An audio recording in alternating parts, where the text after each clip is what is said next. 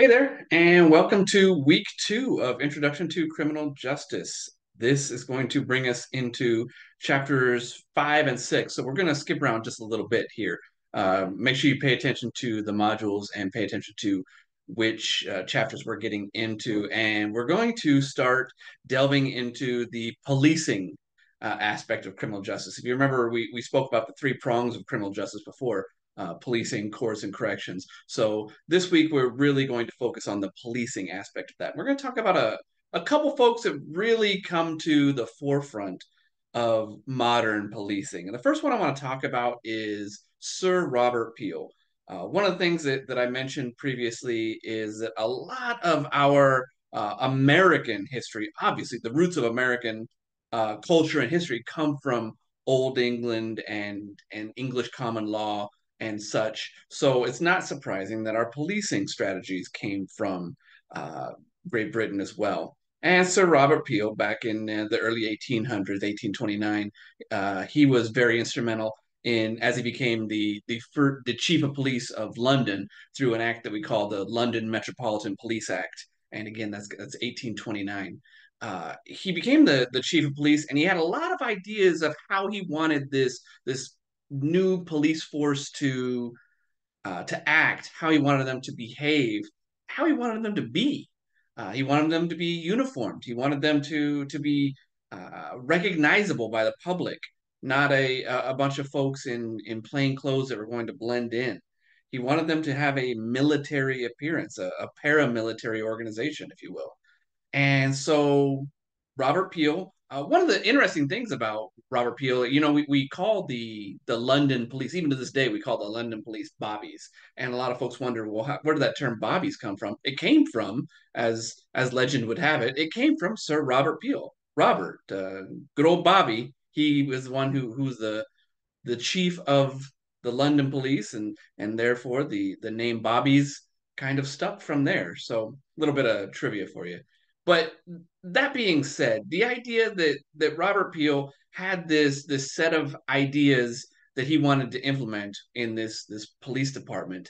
And so what he did is he came up with the series of principles, nearly a dozen principles, what we call today the Peelian principles, on how he wanted his police force, his officers to behave and to stand out from the public.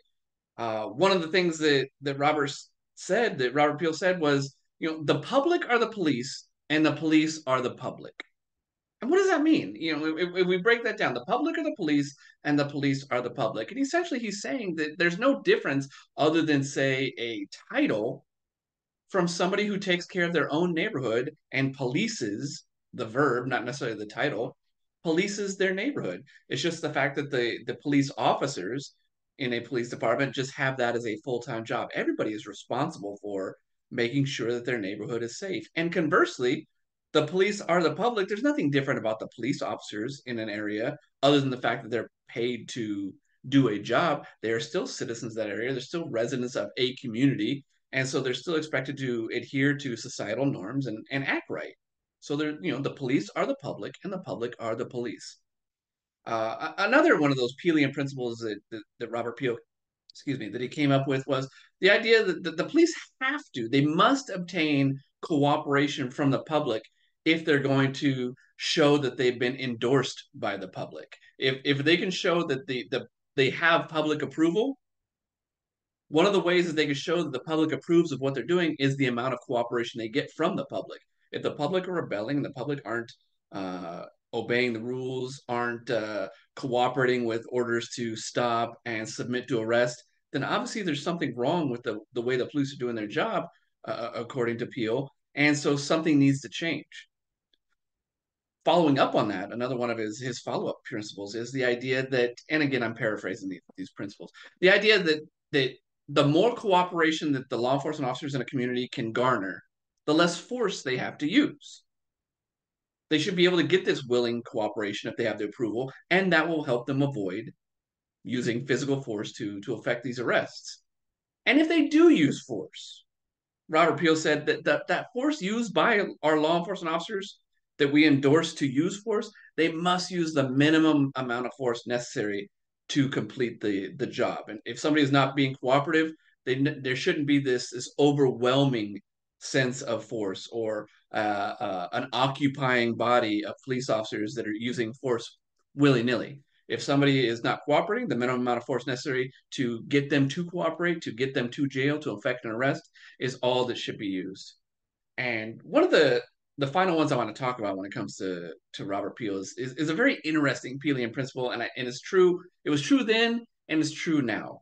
And that's the idea that if we're going to judge a law enforcement agency, whether it's the London Metropolitan Police Department, the New York Police Department, the LAPD, Overland Park PD, or Lawrence PD, any police department is going to be judged by a certain set of criteria, and those criteria essentially are not or should not be, according to Peel, should not be how much effort are they putting in order to combat crime. The effectiveness of a police department is not judged by how much work they're putting in. The sole measure of how effective a police department is the absence of crime. How much crime is in that neighborhood? Doesn't matter how much they're spinning their wheels or how many programs they're implementing or how much money they're spending or how visible they are. If there's still a lot of crime, they're not being effective. Conversely, if they don't have a lot of those programs, but crime is low, then they may not need those additional programs. They may not need to spin their wheels and put on a big dog and pony show. They're being effective. Whatever they're doing, it's working. So I wanted to talk about Robert Peel and kick this off. And the other one that I wanted to talk about is August Vollmer. August Vollmer was a an American chief of police. He took over as the chief of police in Berkeley, California, which is the home of the University of California now.